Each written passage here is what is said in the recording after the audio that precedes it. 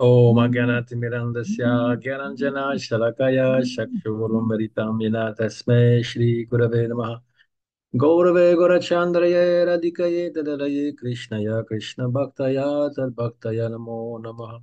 Donc nous lisons toujours le Jivadharma, on est maintenant au chapitre 19. Et donc, nous sommes toujours dans le Dashamula Tattva, les 10 vérités fondamentales. On a vu tout ce qui concernait en fait le Sambandha, les relations entre le Jiva, le monde matériel, euh, qu'est-ce que le Jiva libéré. Et maintenant, nous sommes dans Abhideya. Donc, ces 3 principes, Sambandha, la relation que j'ai avec Krishna, et le monde matériel, Abhideya, qui est le processus pour se libérer du monde matériel et atteindre Krishna, et Prayojana, qui est le but suprême. Ce sont donc 3 principes qui sont énoncés dans le Vedanta pour indiquer l'ensemble de la vie spirituelle. Donc ici, Abhideya, le chapitre commence toujours par l'histoire. C'est toujours une histoire, je ne vais pas vous la lire, mais je vais vous la résumer. Euh, on est donc euh, bon, je ne sais pas, 50 ans après la disparition de Chaitanya Mahaprabhu, peut-être un petit peu plus, il y a encore des personnes qui ont connu Nityananda, comme le Babaji, là, il s'appelle euh, Raghunath Das Babaji, il a connu Raghunath Das Goswami. Donc, c'est proche des lilas de Chaitanya Mahaprabhu. Et ça se situe donc à Godrum, c'est-à-dire là où vit Bhaktivinoda Thakur. Il a son samadhi là, à Godrum.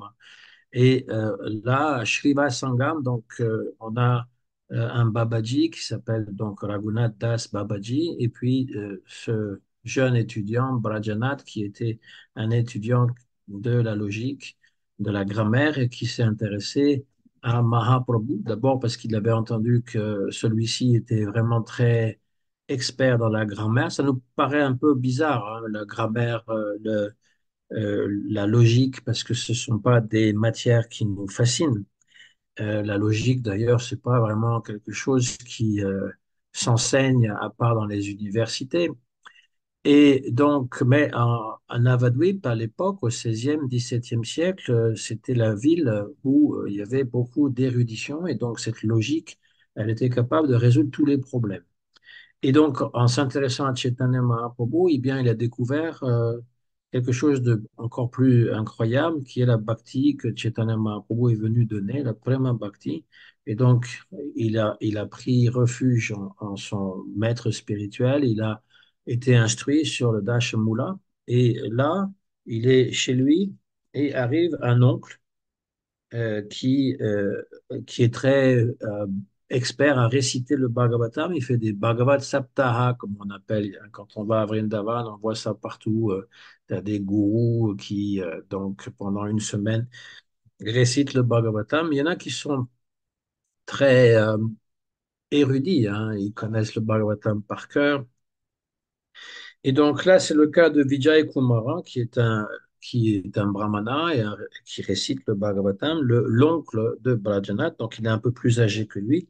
Ils se rencontrent parce que donc ils ont la même famille, ils se rencontrent chez Brajanath, et il ne veut pas dire au départ son attachement euh, pour Chaitanya Mahaprabhu. Il a rencontré en fait Vrindavan Das Thakur, donc c'est pour montrer qu'on est toujours assez proche de l'apparition de Chaitanya Mahaprabhu. Vrindavan Das Thakur, il était le disciple de Nityananda Prabhu. Il n'y a pas d'évidence qu'il ait connu directement Chaitanya Mahaprabhu, mais c'est celui qui a écrit le Chaitanya Bhagavat. Donc le Chaitanya Bhagavat avec le Chaitanya Charitamrita, ce sont 2 livres qui raconte beaucoup les histoires de Chaitanya Mahaprabhu. Et donc, le premier à le faire, c'était Vrindavan Das Thakur. Et il avait dit, et donc il aurait dit à ce Vijay Kumar, qui est l'oncle de Brajanath, d'aller à Yoga Pit, c'est-à-dire l'endroit où est né Chaitanya Mahaprabhu, et donc d'avoir la miséricorde. Donc, il dit qu'il doit aller à Mayapur pour faire cela, et euh, lorsque Brajanath entend ça, il dit, ah ben moi je connais un Babaji là-bas, on pourra aller le voir ensemble, je vais aller ensemble. Donc, ils vont d'abord à Yoga Pit C'est la maison de Jagannath Mishra, là où Chaitanya Mahaprabhu est né. Il y a l'arbre Nimai, donc ils sont en pleine extase, ils se roulent par terre, ils sont déjà dans une dévotion assez avancée. Et puis ensuite, ils vont donc un peu plus loin sur la route et il y a Shrivas Sangam. Ça, c'est l'endroit où les dévots de Chaitanya Mahaprabhu se réunissaient pour avoir des kirtans extatiques toute la nuit, réservés seulement pour ceux qui étaient initiés à cette prema bhakti. Hein, parfois on dit c'est rasa kirtan ou c'est des kirtans qui ont trait à la rasa lila, mais c'est juste entre les hommes. Ils vont pas danser, ils vont pas s'habiller en gopi. C'est pas ça, c'est les Prakrita Sahaja qui font ça. Mais ils vont goûter en fait le rasa. Et donc, ce Babaji, il vit là, il vit non loin de là, il a sa petite hutte, et ils vont tous les deux lui rendre visite. Quand il va voir Vijay Kumara, il va demander à Brajanath que, il va demander qui il est, donc il va s'introduire. Et là, très rapidement, donc on va reprendre les enseignements. Hein, et l'enseignement d'Ashramula, il ne va pas repartir à zéro pour Vijay Kumara. Il lui dit simplement, je te raconterai tout ça en privé une autre fois. Et pour l'instant, on va continuer sur euh, donc les prochaines instructions sur la bhakti. Et euh, à partir du verset qu'il va citer pour définir la bhakti, qu'il dit il y a deux la sadhana bhakti, alors on parle de la pure bhakti en fait, qui est définie par Rupa Goswami dans son Bhakti Rasamrita Sindhu. Anya Bilashita Shunyam Jnana Karma Dhyana Vritam Anukulyena Krishna Anushilanam Bhakti Rutama.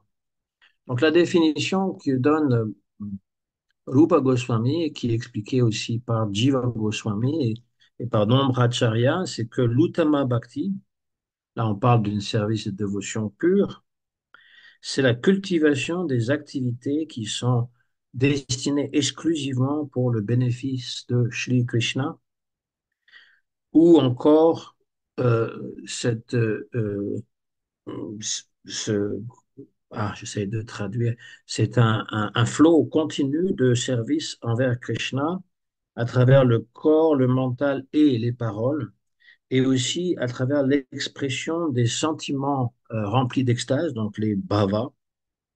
Ça, c'est pour ce qui est, comment dire, favorable envers Krishna.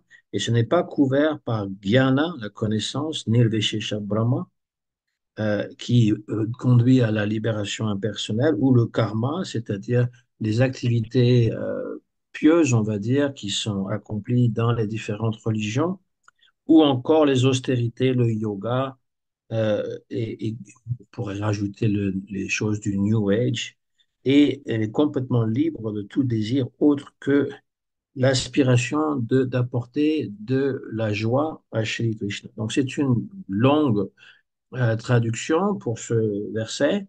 Ce qui est important à savoir, c'est qu'à partir de ce verset, qui est donné donc au début du Bhakti Rasamrita Sindhu, à partir de ce verset jusqu'au chapitre 30, donc on a 10 chapitres, eh bien, c'est le résumé du Bhakti Rasamrita Sindhu, c'est-à-dire le nectar de la dévotion, comme l'a traduit Srila Prabhupada. Et donc, lorsqu'on arrive à le Rasa Tattva, à partir du chapitre 26, c'est toujours le Bhakti Rasamrita Sindhu. Je dis ça parce que nombre de dévots qui n'arrivent pas à comprendre le Jeva Dharma, passer donc la Vedi Bhakti, pensent que donc dans l'institution, ils pensent qu'on ne doit pas lire ces choses-là, alors que c'est Bhaktivinoda Thakur qui l'a écrit, que c'est beaucoup trop élevé pour nous, que c'est interdit presque. Et dans d'autres sanghas, ils disent que c'est trop compliqué. Mais en fait, c'est le Bhakti Rasamrita Sindhu, c'est-à-dire le nectar de la dévotion. On peut le suivre graduellement, et c'est ce que je vais faire. D'ailleurs, je vais citer Srila Prabhupada dans son Nectar de la dévotion. Donc, ils le lisent tous les matins, en tout cas dans la grande institution, ils le lisent tous les matins, mais ils pensent qu'on n'est pas capable c'est trop élevé pour nous. Voilà. Et donc, dans ce verset, il est divisé en deux. Il y a ce qui décrit ce qu'on appelle le Swarupa Lakshana. Donc, ça, ce sont des termes qui viennent aussi du Vedanta. Swarup, c'est la forme propre ou l'essence de quelque chose. Alors, on parle de l'essence métaphysique, c'est-à-dire ce que c'est en réalité. Donc, Lakshana, les caractéristiques de cette essence même de la bhakti, eh bien, c'est le premier part du verset, c'est-à-dire, c'est le deuxième part du verset, pardon, Anukulyena Krishna Nushilanam Bhakti Ruttama. C'est-à-dire que ce qui est intrinsèque à la bhakti, ce qui est le plus important, c'est que ce soit fait pour le plaisir de Krishna et que ce soit donc euh, Krishna Anushilan pour euh, c'est Anukrina, tout ce qui est favorable, Krishna Anushilanam, tout ce qui lui apporte du plaisir. Et puis le Tata Ashtalakshana, c'est-à-dire la caractéristique secondaire, tatashta, ça veut dire intermédiaire, secondaire, mitoyen, etc. C'est anya, bila, shita, shunyam, gyana, karma, di, anavritam. Ça, c'est... Alors ce verset est tellement important qu'il faudrait vraiment le connaître par cœur. C'est un verset essentiel pour définition de la bhakti. La pure bhakti, s'entend. La pure bhakti, ce n'est pas ouvrir une école, un gurukul, ouvrir un restaurant, distribuer des livres et garder la moitié de l'argent pour soi. Ce n'est pas toutes ces activités qu'on qualifie parfois de bhakti, mais qui sont mélangées avec du karma.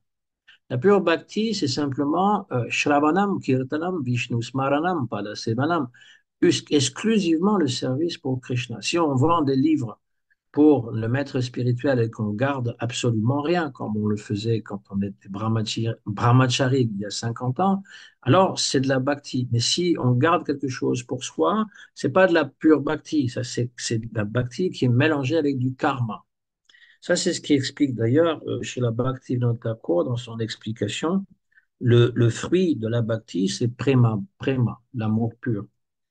Le swarupa lakshana de bhakti, donc, c'est de, s'engager favorablement vers Krishna, Krishna Anushilama, Shilanam, avec le corps, le mental et les paroles. Donc tout ce qu'on pense, tout ce qu'on fait, tout ce qu'on dit est relié à Krishna. Il n'y a jamais quelque chose d'autre dans la pure bhakti.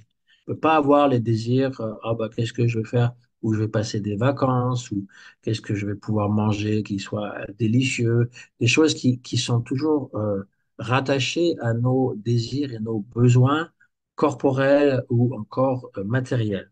C'est uniquement à propos de Krishna et même les sentiments. Il n'y a pas dans la pure bhakti, il n'y a pas de sentiments négatifs, de choses qui viennent du passé parce qu'on n'a pas réglé encore et on est toujours écorché par certaines situations. On répète les situations qui n'ont pas été vraiment traversées, ou encore de la colère pour quelqu'un, ou même de l'amour, l'attirance physique pour une autre personne. Ça, c'est pas de la bhakti, c'est pas des sentiments qui sont à la bhakti. La bhakti, c'est que tous les sentiments, toutes les émotions, les bhavas, sont uniquement à propos de Krishna. Ça, c'est la définition. Alors, on peut élaborer encore plus sur ce verset parce qu'il est très riche, mais je vais vous épargner cela. Je vais continuer la description de ce qui est donné dans le Jivadharma et qui est aussi expliqué dans le Bhakti Rasamrita Sindhu. Euh, alors, oui, juste pour terminer, l'autre ligne qui parle d'être complètement dénué donc de Jnana, Karma, Jnana, Karma, Adi. Adi, ça veut dire etc. Donc, il y a Anya Bilashita Shunyam, le désir personnel est complètement zéro. Et Jnana, Karma, Adi, Anavritam, toutes les choses. Alors, qu'est-ce que ça veut dire? Ça ne veut pas dire qu'il ne faut pas avoir de connaissances. Il y a une connaissance minimale de savoir qu'on n'est pas ce corps, que Bhagavan est l'être suprême, qu'il faut le vénérer. Il y a une connaissance minimale à avoir pour le monde matériel, comment se comporter dans le monde pour pas avoir des problèmes. Et puis, yoga, eh bien, si c'est pour faire des asanas et du pranayama pour se garder un peu mieux en santé, être en forme, c'est pas interdit. Ce qui est, comment dire, rejeté, c'est d'utiliser le jnana yoga ou le ashtanga yoga comme moyen de salut, c'est-à-dire qu'on n'est pas convaincu que la bhakti suffit. Donc, on se met à faire du yoga, de la méditation dans le but d'atteindre. Là aussi, la méditation, c'est pas quelque chose d'interdit si c'est utilisé simplement pour nettoyer le mental. Mais si c'est utilisé pour être un but en soi, pour pouvoir atteindre l'absolu, eh bien, on n'a pas cette conviction forte que la bhakti est suffisante.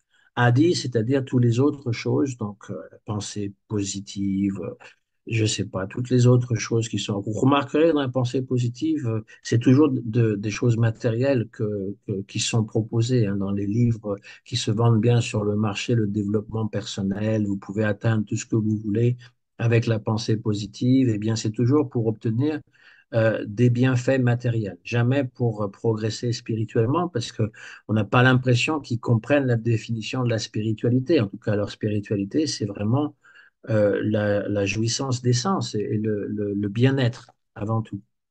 Hein, Deepak Chopra ou d'autres qui ont fait beaucoup d'argent en vendant leurs livres. Hein. Je ne dis pas que ça n'a pas quelque utilité, il vaut mieux penser positif que penser négatif, mais la bhakti, c'est pas ça. Si on peut être positif par rapport à sa bhakti, tant mieux, ça c'est important. Mais si c'est pour trouver une femme, un mari, avoir un métier, gagner de l'argent, on est toujours dans le même karma mishra bhakti. Hein, c'est une bhakti qui est mélangée avec du karma.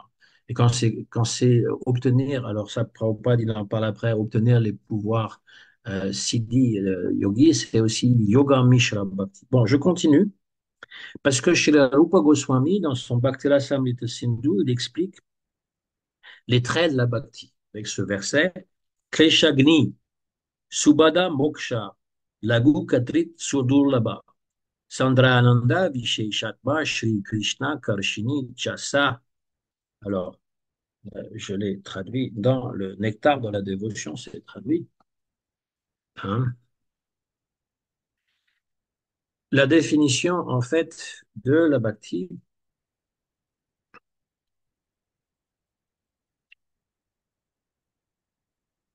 soulage immédiatement de toute angoisse matérielle, toute souffrance, toute angoisse, anxiété est partie par la bhakti. Deux, il engendre toute heureuse fortune. Trois, il procure par le fait même la félicité spirituelle, ananda. Quatre, il n'est que rarement atteint, cette bhakti, elle est rarement atteinte. Cinq, ceux qui la pratiquent se désintéressent du concept même de la libération. C'est au-delà du concept de mukti. Six, seule la bhakti donne d'attirer Krishna. Krishna est attiré par la bhakti.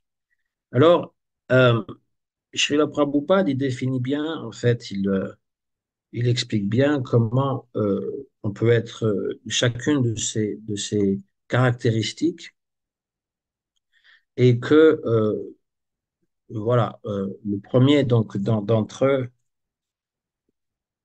Kleshagni, Klesha, c'est les problèmes, les difficultés, les angoisses. Gni, détruire. Et il y a donc différentes sortes de péchés que nous allons souffrir de différentes formes de péchés, des fautes coupables, on va dire. Hein, le papa, hein, comme on appelle, c'est papa en sanskrit. Et dans le Padma Purana, il est décrit qu'il y a quatre séries de suite aux actes coupables.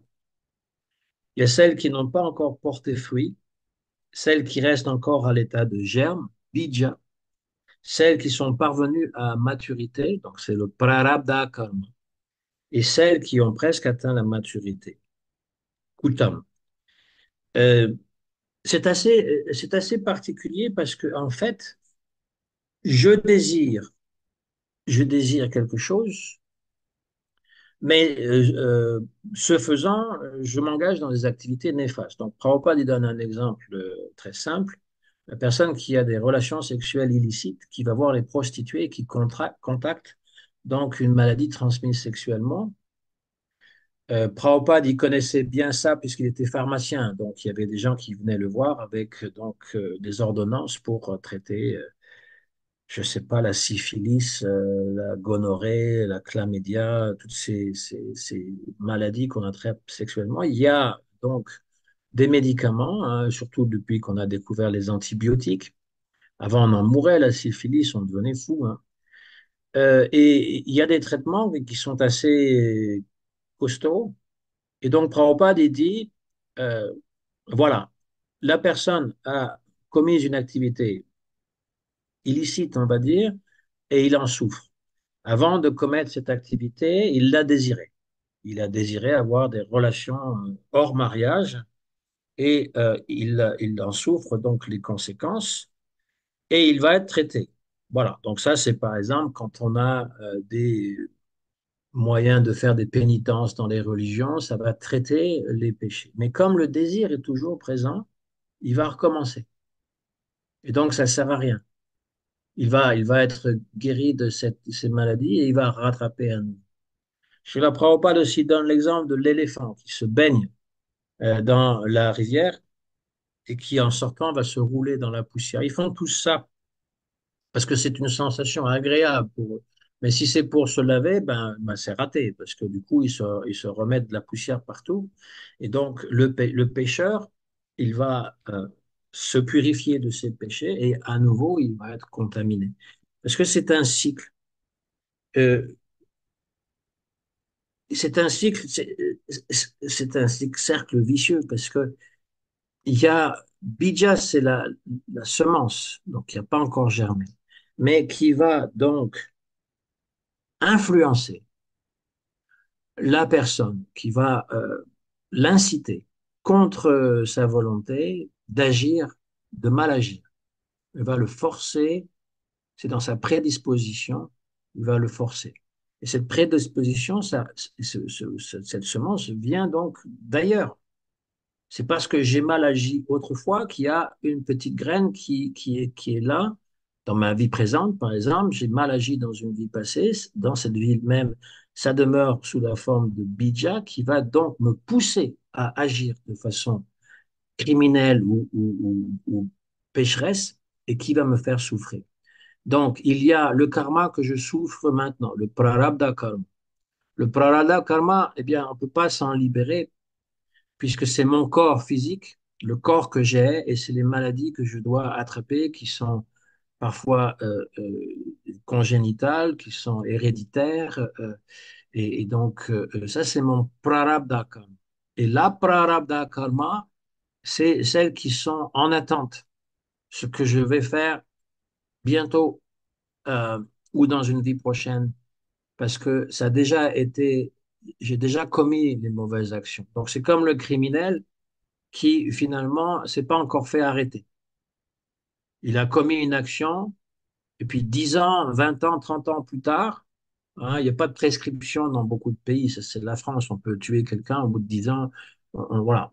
C'est sûr que ça va changer à un moment donné, mais disons que il n'y a pas de prescription dans la majorité des pays. Même 30 ans plus tard, tu peux être arrêté, condamné pour un fait que tu as commis parce que tu l'as fait, voilà, et on a prouvé, on a fait la preuve que tu l'as fait, etc. Si tu es condamné sans être coupable, eh bien ça veut dire que dans la loi du karma, tu as fait autre chose pour être condamné. C'est ça qui est pernicieux, mais on n'en sort pas. Seule la bhakti peut nous aider à sortir de ce cycle. La bhakti donc, va détruire pure bhakti détruit tout, détruit même le aprarabdha karma, c'est-à-dire que le prarabdha, c'est-à-dire le karma que je suis en train de subir, il est aussi détruit. Voilà. Alors, évidemment, idéalement, c'est quand le corps disparaît qu'il n'y a plus de prarabdha karma. Mais sinon, tous les autres, aprarabdha, donc les souffrances que j'aurais dû subir, sont nettoyées par l'initiation, la diksha. On est complètement nettoyé des fautes des réactions, des fautes qu'on a commises, qu'on devrait subir dans le futur. Donc, si je reprends l'analogie avec le criminel, on aurait effacé finalement les activités néfastes qui lui mériteraient donc d'être arrêté et puni. Mais aussi, bija, toutes les graines, elles sont détruites Kuta, c'est le désir. Donc, les graines donnent le désir de pouvoir agir le prarabdha à prarabdha karma. Voilà. Dans notre cas, eh bien, l'initiation nous enlève toutes ces choses sauf le prarabdha karma, parce qu'on a toujours ce corps et on devra le subir, les choses qui affectent le corps jusqu'à la fin de cette vie. Si on devient libéré, eh bien, on peut se libérer aussi de ça. Voilà. Cela dit, si pour une raison ou pour une autre, on agit mal encore, étant initié, on va subir évidemment les conséquences. En chantant Hare Krishna, on est libéré normalement de toutes ces conséquences, mais c'est aussi une offense que de faire des activités pécheresses en pensant que le Maha Mantra va annuler tout ça. Donc on s'en sort pas, hein. On s'en sort pas. Mais la pure bhakti, c'est sûr, cette pure bhakti, elle nous donne absolument d'être libérés de toutes ces mauvaises euh, chose. Donc, Kleshagni, Shubhada, elle va donc donner toute heureuse fortune, c'est-à-dire que ben maintenant, le karma étant changé, ça va être beaucoup meilleur.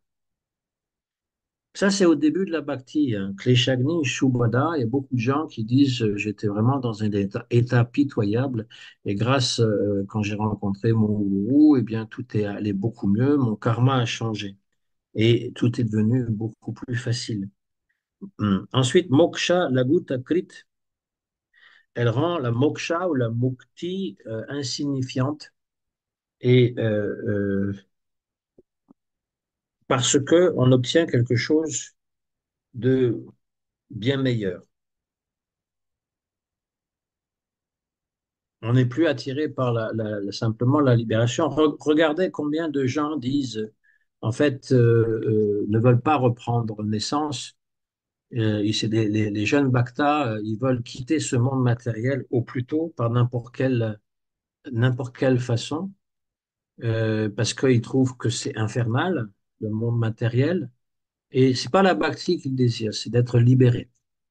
Mais lorsque la bhakti, elle progresse, eh bien même ce désir s'enlève, c'est de pouvoir servir son gourou euh, par, euh, par affection pour son gourou, et donc ça transcende la libération. Ensuite, Sandrananda Visheshatma, elle nous procure une ananda supérieure à tout ce qu'on peut connaître. Rupa Goswami il dit qu'il y a trois sortes d'ananda dans ce monde, trois désirs d'ananda ou de joie suprême. Le premier, c'est la joie des plaisirs sensuels. Donc ça, c'est ce que poursuivent tous les gens dans ce monde. Pour eux, la vie, ça veut dire avoir du plaisir. Je suis prêt à travailler très dur si j'ai du plaisir. Je suis pas prêt à travailler très dur si j'en ai pas. Ça, c'est évidemment. Même avoir beaucoup d'argent ne peut pas être source de joie si ça ne donne pas du plaisir, des amis, des distractions, de toutes sortes de choses. Ça, c'est la joie matérielle. Ensuite, il y a la joie du yoga. Ça, Srila Prabhupada, il élabore beaucoup sur les siddhis, yoga siddhi, j'en ai parlé tout à l'heure. Et donc, on pourrait euh, avoir devenir très très léger, voyager dans l'espace, aller toucher du doigt la Lune et attraper n'importe quoi qu'on veut dans n'importe quel pays ou dans n'importe quel. On peut même créer une planète ou la détruire. On peut faire donc euh, plein de choses que des autres personnes ne peuvent pas faire. On peut envoûter les gens.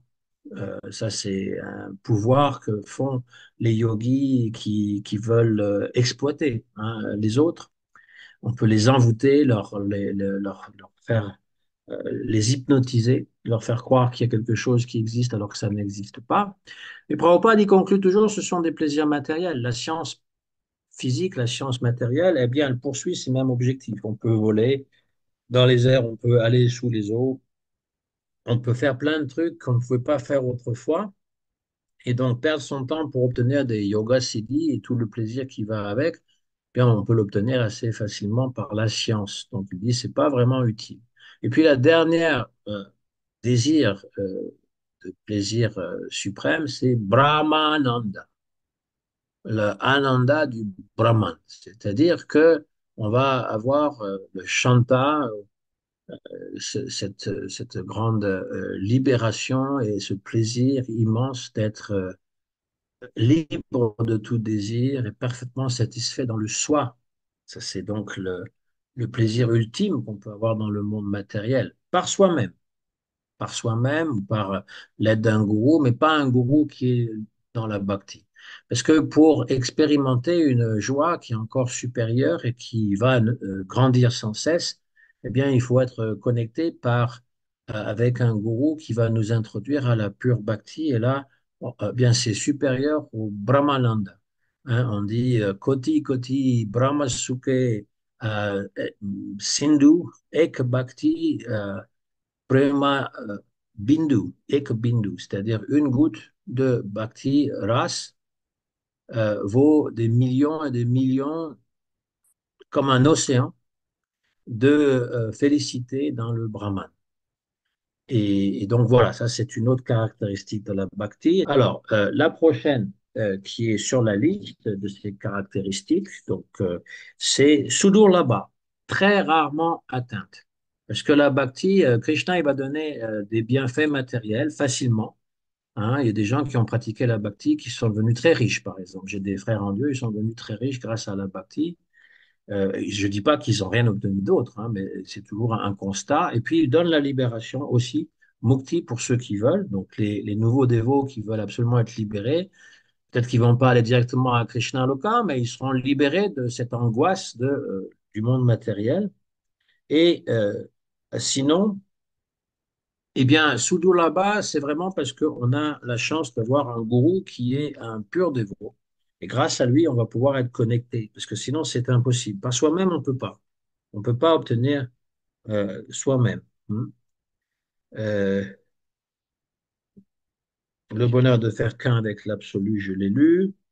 Euh, oui. Alors, c'était le prochain. Chandrananda Visheshatma, je l'ai lu, ça. Oui, Shri Krishna Akarshini, elle a le pouvoir d'attirer Krishna parce que Srila Prabhupada, il écrit que la Bhakti Devi, elle est personnifiée par Srimati Radharani.